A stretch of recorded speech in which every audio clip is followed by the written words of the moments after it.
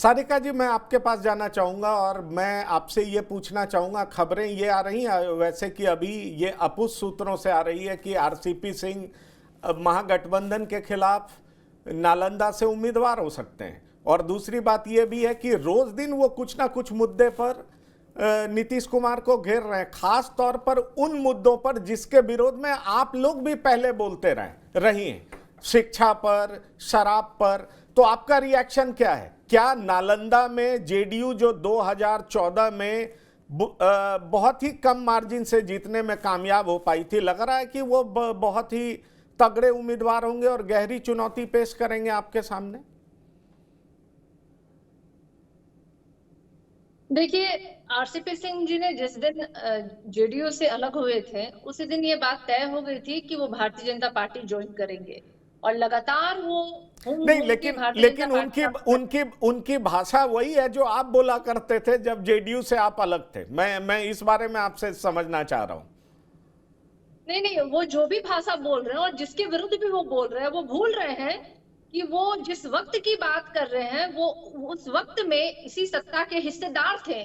और जिन भी बातों पे, जिन भी कमियों का वो उजागर कर रहे हैं, वो तमाम कमियां उनकी ही देन थी। मुझे तो लगता है कि जब से वो जेडीयू से अलग हुए हैं, जेडीयू एक अलग दिशा में जा रही है, एक अच्छी सकारात्मक दिशा में जा रही है। जिस तरीके से अभी आपने देखा कि 7वें चरण के अभ्यर्थियों की नियमावली जो बहुत लंबे समय से वक्त से रुकी हुई थी, वो अंततः आई है। और उसके साथ ही साथ शिक्षकों को राज्य स्तरीय शिक्षक का दर्जा भी देने का अभी आप देखिएगा कि अनाउंसमेंट हुआ है। तो मुझे लगता है कि आरसीपी सिंह जी जब सत्ता में हिस्सेदार थे, जब वो सत्ता के अंग थे, तब जिस तरीके से भ्रष्टाचार थी, आरसीपी टैक्स किसी ने भूला नहीं है। जिस तरीके से वो लोगों से पैसे की उगाही किया करते थे, ये किसी ने नहीं भूला है। तो भ्रष्टाचार में हमेशा आरसीपी सिंह लिप्त रहे। उन्होंने कहीं ना कहीं जेडीयू को बहुत अंदर खाने उन्होंने समाप्त करने की कोशिश की।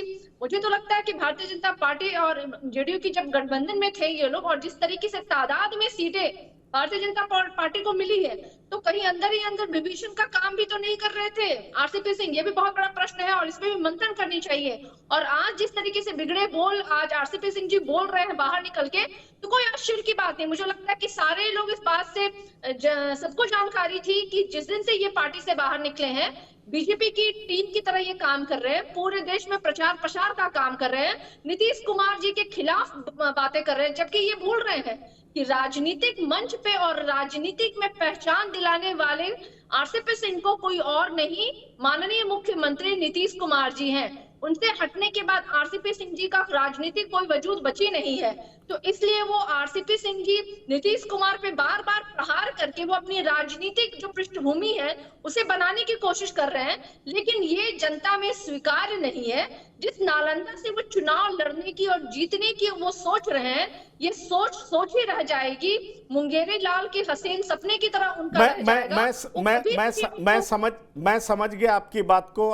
बीजेपी के प्रवक्ता मनीष पांडे जी हमारे साथ जुड़े हैं, हम उनसे जानना चाहेंगे। नमस्कार मनीष जी, मैं आपसे ये पूछना चाहूँगा कि क्या ये जो सूत्रों से खबर आ रही है कि एनडीए के उम्मीदवार आरसीपी सिंह नालंदा से होने जा रहे हैं, क्या इसकी जानकारी है आपको? क्या आप इसकी पुष्टि करते हैं? देखिए, सबसे पहले तो नीतीश जी ने कोई आरसीपी जी का पेटेंट थोड़ी करवा लिया है कि वो कहाँ जाएंगे, क्या करेंगे, नहीं करेंगे। क्योंकि राहुल जी को मैं सुन रहा था, राहुल जी ने कहा कि रामचंद्र बाबू ने बहुत दिनों तक नीतीश जी के यहाँ काम किया है। अरे कौन सी शब्द भाषा का आप इस्तेमाल कर रहे हैं? काम किया है मतलब बहुत दिनों तक काम किया है। जब वो आईएएस के रूप में थे तो उनके सहायक के रूप में थे, काम किया मतलब क्या थे? फोर्थ के चतुर्थ वर्गीय कर्मचारी थे, क्या थे? काम ही करते थे ना, क्या कहलाएगा? तो काम ही कर रहे थे ना, सरकार के अधीन वो काम कर रहे थे। मनीष जी, जब वो प्रिंसिपल सेक्रेटरी थे तो वो सरकार के अधीन काम कर रहे थे, और सरकारी अफसर जो होता है ना वो सरकारी नौकर होता है। नहीं, प्रिंसिपल सेक्रेटरी थे। हमने तो कहा काम करते थे। हाँ, यही है। यही तो मैंने तभी तो पूछ ही रहा था कि क्या थे? चतुर्थ वर्गीय कर्मचारी थे, तृतीय वर्गीय कर्मचारी। इन्होंने कहा, सारिका जी ने कितना अच्छा भाषा का प्रयोग किया कि प्रिंसिपल सेक्रेटरी थे, है ना। देखिए, भाषा, हम सब लोग भाषा से ही पहचाने जाते हैं ना राहुल जी। और आपने रामचंद्र बाबू के लिए जो इस्तेमाल किया, बहुत दिनों तक काम करते थे, क्या करते थे, झाड़ू लगाते थे, पोछा लगाते थे, ये भी अगर आप काम करने की बात करते तो ये भी बताना चाहिए कि क्या करते थे। नहीं, पर तो मनीष तो जी, ये बात होगी। मनीष जी, मैं समझ गया। मैं आपसे सीधा सवाल कर रहा हूं कि क्या बीजेपी नालंदा से आरसीपी सिंह पर दांव खेलने जा रही है? क्या आप इसकी पुष्टि करते हैं? देखिए, हम लोग में ही कहा, अब राहुल जी को इक्वल ये देते हैं, लेकिन झाड़ू बहुत देर से बोल रहे थे। हमको दीजिए, आपका प्रधानमंत्री, हम लोग झाड़ू देंगे। और मैं बता दूं पंकज जी कि नीतीश जी ने कोई आरसीपी जी का या और अन्य नेताओं का पेटेंट तो कराया नहीं है, मांझी जी का, चाहे मुकेश सहनी जी का, कि वो जो कहेंगे वही करेंगे लोग। भाई स्वतंत्रता है, लोकतंत्र है, वो अपनी पार्टी भी बना सकते हैं, भारतीय जनता पार्टी में भी आ सकते हैं और कहीं भी जा सकते हैं। इस पर अभी कुछ कहना तो मेरे समझ से ये उन्हीं से पूछा जाना चाहिए कि वो क्या करेंगे। हाँ, भारतीय जनता पार्टी में ऐसे आरसीपी सिंह जैसे लोगों का, जिनकी की छवि दागदार, किसी प्रकार का दाग नहीं लगा हो, और वो जो आरसीपी टैक्स की बात कर रही थी अभी सारिका जी, तो वो स्थान तो आरसीपी जी ने छोड़ दिया है, मतलब खाली हो गया है। तो राहुल जी को बताना चाहिए कि अभी कौन लोग टैक्स वसूली कर रहे हैं, क्योंकि टैक्स वसूली तो हो ही रहा होगा ना, और टैक्स कहां जाता है यह भी बताना चाहिए। सुशील जी बेहतर बताएंगे, और अपने प्रधानमंत्री से पूछिए, अपने प्रधानमंत्री और सुशील को पूछिए। सुशील जी की बात अगर आएगी तो हमको लगता है उससे अच्छा तो नीतीश जी जरूर बताएंगे। अगर आप सुशील जी की बात करें तो मुझे लगता है सुशील जी से भी बेटर होगा शायद, सुशील जी से भी बेटर कहते हैं ना कि 100 चूहे खाके बिल्ली हज को चली, 100 चूहे खाके बिल्ली हज को चली, कि आरसीपी जी अगर टैक्स वसूलते थे और टैक्स वसूल के वो सुशील जी को पहुंचा देते थे। आप यही कहना चाह रहे हैं ना? देखिए पंकज जी, देखिए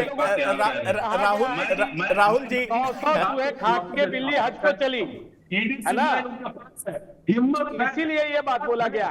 इसलिए देखिए ऐसा नहीं है, आरसीपी सिंह अच्छे हैं, बुरे हैं, जो भी है, आप लोगों के साथ बहुत दिनों तक काम किया। जैसे नीतीश जी अच्छे हैं, बुरे हैं, अरे सुनिए राहुल जी, अरे राहुल जी सुनिए ना, राजनीति में तो विरोध होता रहता है। राहुल जी जरा सुनिए। पंकज जी, मैं ये कहना चाह रहा था, पंकज जी मैं अपनी बात पूरी कर लूं आपके आदेश से। ईमानदारी की चर्चा आपके प्रधानमंत्री करते रहे, पंकज जी प्रधानमंत्री करते, और एक बार मैं अपनी बात पूरी कर लूं पंकज जी, आपका राहुल जी आप एक एक करके बोलेंगे तब आवाज साफ आ पाएगी। मनीष जी को बोलने दीजिए, 1 मिनट आपके पास आऊंगा, बहुत सारे सवाल आपसे ही हैं। देखिए पंकज, ये ऐसा है कि हम और नीतीश जी, भाजपा और नीतीश जी का जो संबंध रहा है, चोली दामन का रहा है, बहुत लंबे समय से रहा है, और भाजपा के साथ भी नीतीश जी का जो संबंध रहा है, एक दूसरे के पूरक रहे हैं। कई वर्षों हम लोगों ने साथ काम किया है, उसमें बहुत सारे अचीवमेंट हुए हैं। हम चाहकर भी इन चीजों को झुठला थोड़ी सकते हैं, चाहे वह अचीवमेंट रहा हो या हमने कुछ लॉस किया हो। साथ रह के कुछ भी किया है, पब्लिक डोमेन में है, उसको हमको स्वीकारना पड़ेगा। चाहे नरेंद्र मोदी जी ने नीतीश जी के बारे में जो भी टिप्पणी की हो, उनको बहुत सच्चा समाजवादी बताया हो, या डीएनए के राजनीतिक डीएनए की बात हुई हो, तो ये सारी चीजें तो होती रहती है। आरसीपी जी इतने लंबे समय तक अगर आपके साथ थे तो उनकी कुछ ना कुछ खूबियों को राहुल जी आप लोग को तो बताना चाहिए ना।